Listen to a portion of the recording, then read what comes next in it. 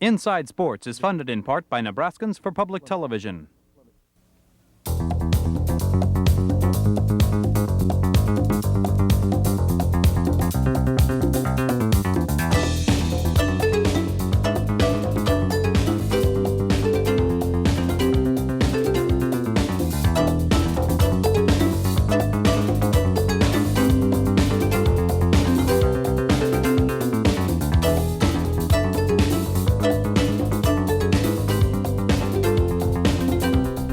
Hi and welcome to Inside Sports. I'm Torri Pantaleon. Today I'd like to welcome to the show Mr. John Knicely of KETV Channel 7, the ABC affiliate in town, and of course everybody's favorite sports writer in Omaha, Mike Kelly of the Omaha World Herald. Guys, small panel this time around, but thanks for being here. It's kind of like Crossfire, you know, on cable. I'm in the crossfire. In the crossfire. Since you're a volatile person, Michael, I mean, you're Mr. Volatile. We were just talking about your background from your hometown. Well, yeah, that's true, but let's interview Torri. He has a home run hitting prowess too. I think the viewers should know about. Oh man, you know this guy. I have to congratulate him. We had that softball hitting contest before the USSSA World Series celebrity thing. You know, they call it that. John batted. You batted second, didn't you? And he was hitting these long fly balls, but I mean, it looked like, well, yeah, they're pretty far out there. Well, I batted behind him, and I hit a line drive, and everybody goes, "Oh, he beat me by a foot," so he got the big prize. Well, John's a good athlete, as he was just telling me here. No, John is a good athlete. We got to go back and look in those Sydney High School yearbooks. Is that? Well, I'm glad you brought that. I was just having to bring it today. You still have people challenging John on Channel 7? Yes. So one of your regular quite regular a stack. features? I haven't had one newspaper person challenge me yet. Well, we're busy. We're busy covering real sports. That's right. Oh man, no doubt we're in the height of the football season here, and there's no question Omaha, especially the state of Nebraska, gets up for football.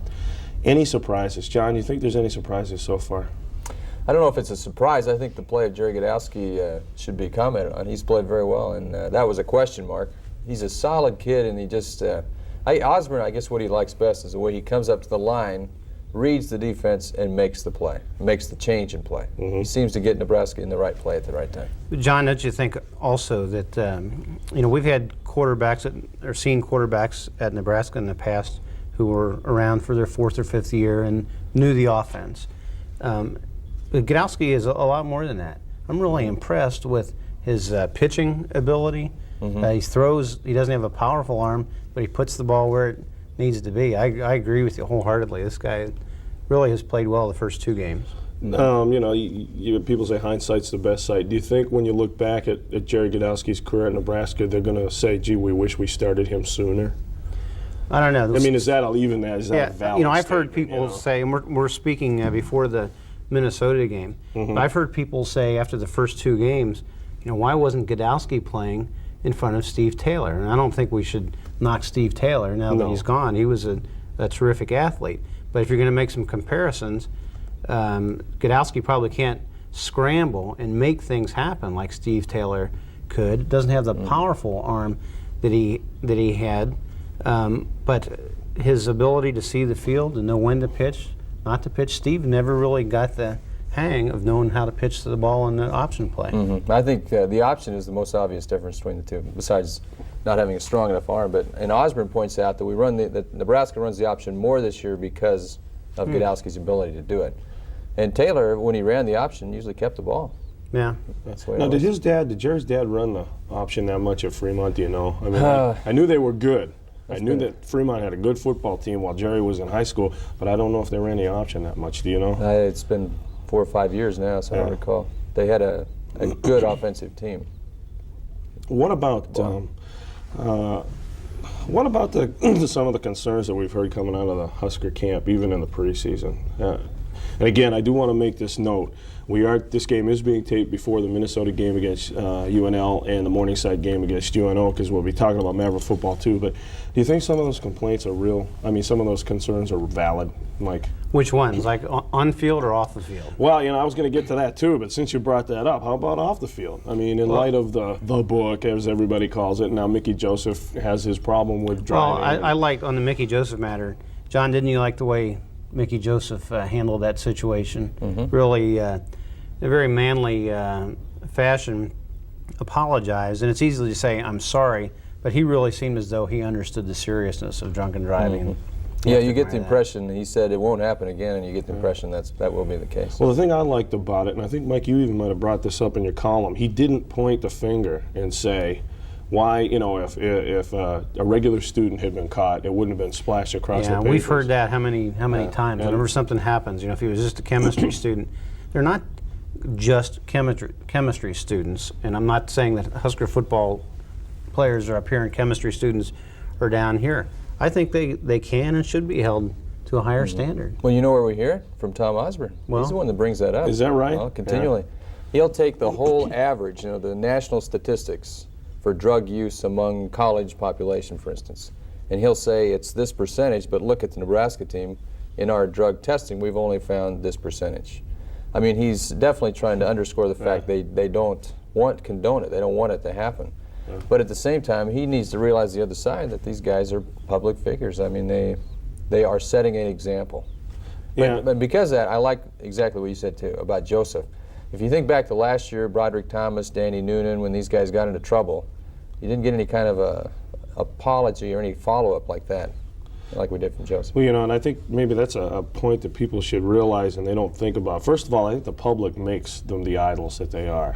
Secondly, even though they're coming out of high school, some of them going to Nebraska, I think they're old enough to realize that they're moving into celebrity status. I mean, they understand that, gee, if I get Nebraska and I play, I'm going to be able to do this, get this, people are going to know me from this. Well, with all of that, there has to come some realistic touching on the ground, so to speak, and they've got to know that, sure, they're just a human being like the rest of us. But I'll take us for an example. Obviously, I don't consider myself a major media face. Oh, I do. So, don't you, John? Get out of here. Like, I know. I owe you $10. You'll get it after the show. But like us, okay, we have an image to uphold, whether we like it or not. Now, because John's a recognizable face, and Mike, you're recognizable, you might want to go down to the corner store without having shaved, in a pair of raggedy cutoffs and a tank top. Well, some people might see you like that and say, "That's him." Well, we can't afford to have that happen to us in this city. Yeah, anyone who has a job where you're in the public eye, you've got to watch it. And when it affects me most is I'll be at my kid's high school volleyball game, and I'll see a horrible call, and I'll find myself, going crazy over it. And then I'll see, in fact, one time I saw some people pointing to me, and I could just hear them say, "You know who that idiot is."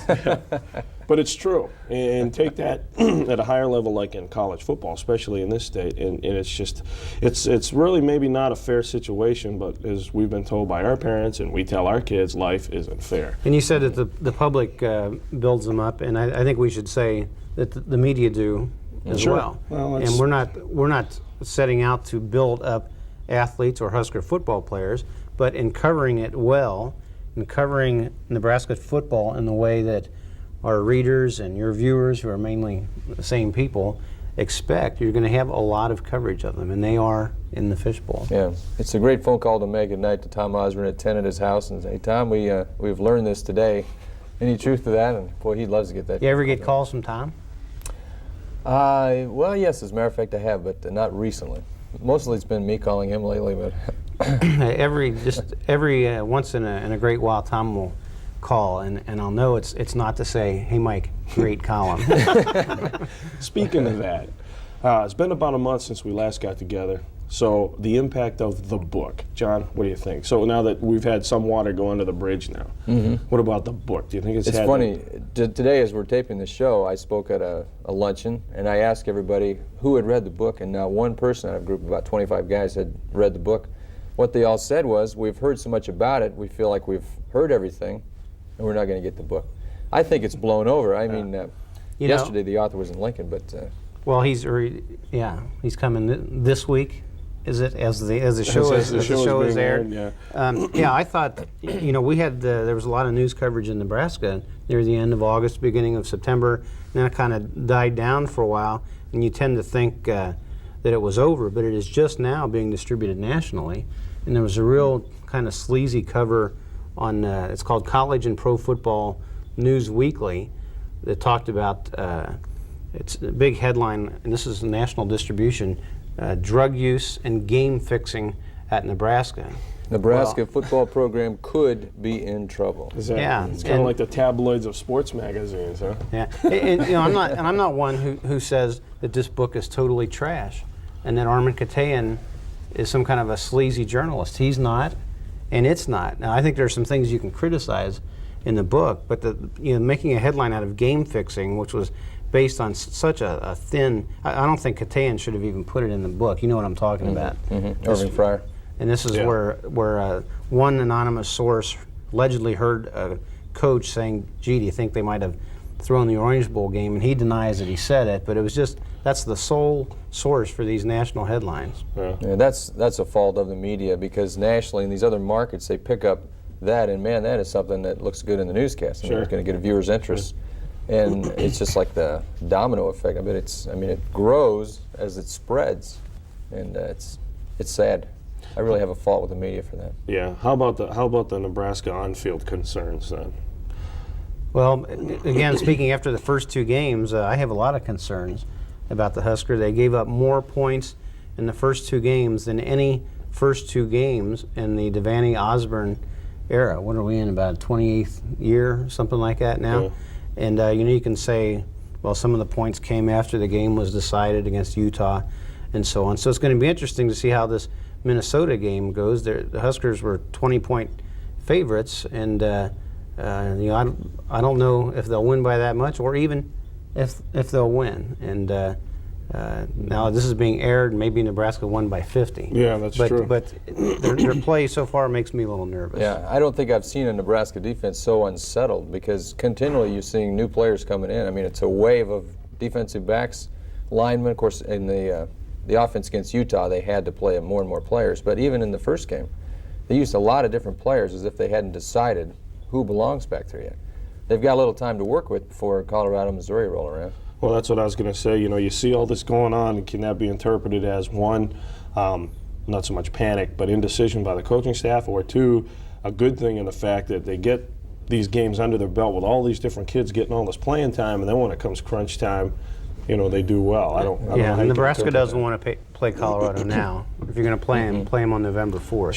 Sure. Yeah, that's going to be a tough game. I don't think people realize how tough that's going to be. I think they're starting to. Yeah. Colorado had 18 starters back from last year. Nebraska lost 12. So how do you explain these? How do you, John? How do you explain these high national rankings? Third last week. It's overrated. And it's basis of the schedule. I think they're still going from the beginning of the year. This guy's just anti-Nebraska. Oh man. I'm just joking. No, That's what I hear about myself. Yeah, of course, I'm not in the least. But they could be there. They could legitimately belong there. Well, you know, I guess maybe this is patronizing, and if I offend Michael, I don't mean to, but you're probably the most pro-Nebraska non-native that I've ever met in my life. Well, I get a lot of mail and occasionally phone calls too from people who think I'm the most anti-Nebraska person they've ever met. So I guess if you get it from, and I do get some also on the other side that say you're too pro-Nebraska. So I'm somewhere in the middle. In reading your stuff every day, I would say that you are more objective about it in that respect. Even because some of the things you write, like you said, Tom Osborne will give you a buzz on the line. And it's always tough to look in the corners of your own home. I don't care what anybody says. And by that, I mean like the avid Nebraska fan, the people who always wear red, live in red and white houses, drive red and white cars, that sort of thing. They're not going to look, if you bring up something that might be spotty, they're not going to want to hear it. So, I mean, I think that's just human nature. The Mavericks. Hard to figure out. Mike, you and I, of course, I do the games on KVNO with Leo Morris, but you and I bumped into each other at Kearney, and the look the Mavericks gave us against Kearney compared to South Dakota, their conference opener, two separate ball clubs. Is Sandy loosening up again? Did you think he did in the third game? Oh, yeah. I mean, I was surprised to see that halfback option pass. That just I hadn't seen anything like that for several years, and I even made mention. I said, "Is the Riverboat Gambler back?" And then you come out in your column and you said the same I was thing. probably. Everybody thinks I was copying off him. No. But John, you remember when Sandy arrived? It's been 12 years ago already. Yeah. That's a funny story, in fact. What's that? Well, he came to the news conference and he saw me sitting out there in the front row, and he said something about his goal was to bring a national championship to UNO. And I didn't know it at the time, but he said I had the most cynical look on my face. And he's never forgotten that. So I think he's had a chip on his shoulder. Well, At you know, Torri since- he has come very close. Finished number 2 in the nation in '84, was Yeah, it? that's right. And but it's an interesting team, and it's easy to say, why can't you be the Riverboat Gambler again? It's, you know, you can be the gambler more if you've got the talent to do it. I really like Paul Check's arm. That guy's Strong. gonna rock it. I can remember we were talking, and Mike hadn't seen Check really, and Sandy had made comments that the guy he reminds him the most of was a Bobby Douglas. Well, Bobby Douglas might not be an NFL Hall of Famer, but he was a really good college quarterback, and he had a rocket of an arm. And Mike right away, like most of us in our business, is like, well, that's a pretty strong statement to make, and I'm glad to hear you say that. I even said this on the air. I was really unduly harsh on Paul last year because I thought he was intimidated in the pocket. I mean, you know, it's easy to say that sitting here. I don't have to worry about 280-pound defensive lineman coming down on my neck while I'm trying to pass. But the kid's really mature, and he stands in that play. He looks, I mean, he's the typical quarterback, just stands right back there and looks over the field, finds his target. And a lot of times if they don't catch it, it's not because he didn't get it there. Well, they've got some receivers. Oh, incredible receivers. Gordon and Victor Barnes made one of the greatest catches I've ever seen at Kearney. He got interfered with, went up in the corner of the end zone, pulled it down one hand. Stayed in the end zone, no question, had a touchdown. Other than the coaching staff at UNO, he probably is one of the best kept secrets they've had here at UNO. And they've got that other kid, Bradley, who comes in and spells them. So I don't know, I think they have a good ball club, but do you think they can win a national championship? In Division II, I guess, I don't know, is it tougher than in Division I just the way the system is? It's tough to draw on the talent pool around here because a lot of it, the best goes to Nebraska or over to Iowa, I guess. Wyoming too now. Yeah, Wyoming Oh, too. yeah, we talked about that a little bit. You know, they came so close before, you like to think that they can do it. And it has to be a year where they put together the defense and the offense. And I think this year, after the first 2 or 3 games, the thought is that the defense maybe isn't playing as well as the advance notices, and the offense is playing better. Yeah. That's probably a good mix then. And UNO always has a good kicker, don't they? It seems to me they Consistently. do. My first year, I guess, my first year here in Omaha was Bobby Bass's last year, so would that be Mark Schlecht? I can't remember. It'd be Schlecht, and then after that, I guess it was Pettit, and then Greg Morris, who was part of the kicking staff. He also owns the conference record, 57 yards, and now, you know, for the last couple of years, they've had John Bonassi. And, you know, Sandy's real big on special team play. And I don't know, if you compare those 4 kickers, how do you decide who's the best? Bonassi probably has more field goals in a season. Morris has the longest field goal. Morris was kind of the Jim McMahon of kickers. You kind of got to kick. Yeah, you're right, because Yeah. he'd play other positions. I mean, he would beg to play other positions in practice, and I guess that has Very to go after feisty, coach's the eye. kind of guy Yeah. you like to have on the team. Yeah. And according to sources, he never played high school football out at Millard. He was a soccer player. He finished like 3rd in line for like the goalie or something in the U.S. Olympic squad one year. The kid was, you know, known as a soccer player, and he comes on and now he's coaching. Probably got a lot college of penalties football. too, I suppose. And you know, his wife Angie is a former Volleyballer, yeah. lady mat volleyball player. Quite a segue. But I was just thinking of, you know, there's one of the fine teams at UNO, the Lady Mav volleyball program. Had some good wins here recently, and they're consistently a top 10 team. And I think a lot of people have the idea, John, they compare or they know college football, and Division I is up here, and then there's Division II. And in volleyball, frankly, that's not the way it is. And if you talk to Karen Euler and the coaches at UNO, they'll tell you that the top 10 teams in Division II would fit nicely into the top 30 of Division I. So there are a lot of Division I teams that are not of UNO's quality. Well, they backed it up a couple years ago. They beat Nebraska in the Yeah. game in That's Lincoln. right. Yeah, and Terry Pettit told me, he says, we'll never come to the field house again. He says, he says, I doubt if we'll play UNO. And it wasn't sour grapes as much as, even though what Mike just said, the Division I, Division II difference in volleyball, it hurts them to have to play a team like UNO and then get beat. I mean, that's just like having, Danny Nee bring the Huskers here and Bob Hanson's crew beats them. How's that going to help them? But did you see that Kearney State in basketball just scheduled the University of Missouri? And we hear Creighton Interesting. and say, you know, they can't schedule UNO because it'll hurt their chances to get in the NCAA tournament. Well, how can Missouri do it? It sure doesn't hurt their crowd attendance, though, does it? I mean, Yeah. 8,000 to 9,000 people for UNO. Yeah, Creighton. I regret that do series too. has been canceled. Well, I was talking to Bob Hanson about that because I noticed Michigan had put on a couple of Division II teams last year. And I asked him about that, and he says a team like Michigan doesn't have to worry about it. They'll get an NCAA bid just because of the politics. He says unless they're really bad and have a bad one-loss record, he said they'll go. And he said same thing. That's why a school like Missouri or even an Iowa might be able to get away with it. And if they lose, it'll really hurt them. And he said, but a school like a Creighton that's fighting for respectability at this point, if they were like to play us, he goes, I guess I can see it would hurt him, but he shook his head like you did. And it was a great rivalry, and I remember doing those games on Cox, SRO. It was full, the arena. I've never seen a Civic Auditorium full. Creighton is starting off this year with a team called Coppin State. And I don't mean to, in case any of our viewers went to Coppin State. Do you guys know where it is? It's right by Austin, PA, I think. I think it's in Maryland. Coppin. And last year Nebraska played Maryland, Baltimore County. Why can't they play Nebraska, Douglas County? Why can't they play UNO instead of these teams? That's an interesting philosophy about that. I quite don't understand it. And why do you think that? Supposedly the NCAA said this. Why would they say that? Well, they do have a computer formula and power ranking. But in Creighton's league anymore, the champion of the conference tournament will make the NCAA, and probably not another team. You got to win the conference tournament. The league is not that strong. So from Creighton's standpoint, they fear that it's going to hurt their at-large chances in case they come in second. And there may be something to it, but it's just regrettable that it has come to that. You ought to be able to play crosstown rivalry, but it just gets back to what we were talking about in Nebraska and UNO and volleyball. Creighton doesn't have anything to gain in the public's eye from beating UNO in basketball, and they have, they think, a lot to lose. Yeah, and of course, Dean Thompson's years here, Creighton did lose to UNO. I remember that, and that hurt. Matter of fact, that was the basis when Willis Reed won 20 games why they didn't get a bid.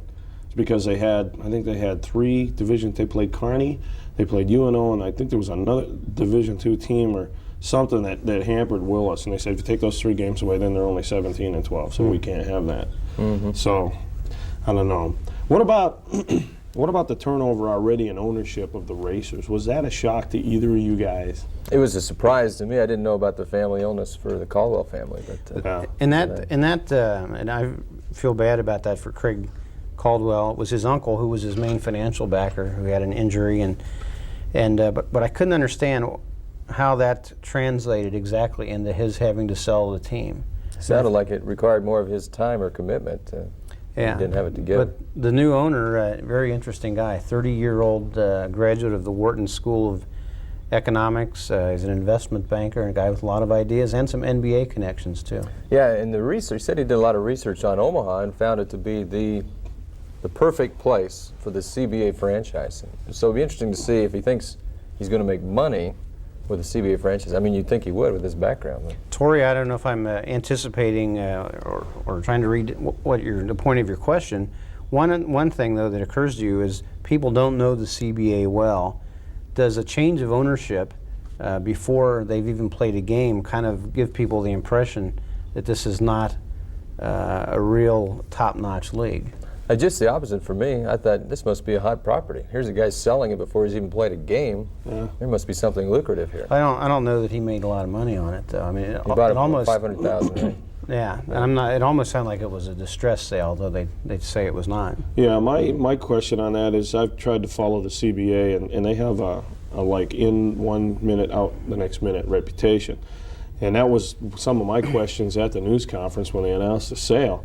And Taryn Pizer, the new owner, told me, he says, well, it's not bad timing for me. He said, it's great timing for me. And he said, we're just going to have to quell all the fears and concerns because you're going to see a step up in awareness advertising. He says, I know a lot of marketing people think awareness advertising is a waste of money. He said, but we're going to do that because we want to let people know, we have new owners, but we're really going to hit this thing heavy. But I don't know, even though he said there's going to be no front office changes, you have to still wonder how that's going to work because the people who are where they are now were hired by Caldwell people. So now here's Taryn Pizer, totally different approach to things. Will that stay? It's very logical to assume that someone who comes in is going to want to hire his own people, and I don't think he's just going to clean out the front office. They've got a lot of good people there. But I think we can. I think we'll see some changes. You know what occurs to me is in St. Louis, for instance, they had the MISL, the Indoor Soccer League. Right. And St. Louis was a hot spot. I mean, it was gangbusters. They'd have 18,000 people. It was a big scene to be at. And now the franchise has dissolved and folded away. And this is just a matter of 5 years. How quickly these things in a small league can change. And the community can be red hot at 1 minute and then just completely lose the interest. And a lot of it's due to management. So, you know, the racers could come off real fast and then die. And you talked about in and out. Could be an in-and-out franchise because of that. What do you think the signings the last couple of weeks of Ron Kellogg and Tommy Thompson, even though that doesn't guarantee them a spot on the team, you think that has to help? Pizer has said, he's told me that he wants to have at least one Omaha player on the team. And he thinks it's important, partly for public relations. He has to. He had to get Chuck Jura back and let him play center for him. He probably could. Chuck had a great career in Europe. How old's Chuck? He's over 40 now. Yeah. But Still he can probably play. could. From Still can the play. thing I hear, the guys that play downtown, this guy can still Hoop it play up. some hoops. Even Bob Boozer still plays basketball at the YMCA. Get Bob out there. Here's a challenge for you. Do some one-on-one. You know, I think, as I said at the Rotary meeting when they announced the name, it's too bad they didn't name the team after our greatest basketball light, but they wouldn't go for a team called the Omaha Boozers. I heard you say that. And with that ends the half hour, guys. Fast 30 minutes. That's fast. You people make it fun and you make it professional. Thanks, Torri. And where Thanks, we Torri. going to dinner now? Yeah. Let's go to Rosenblatt and have another home run Contest. Okay. Well, that's going to do it for this edition of Inside Sports. Again, I'd like to thank my guest, John Knicely from KETV, Mike Kelly from the Omaha World Herald.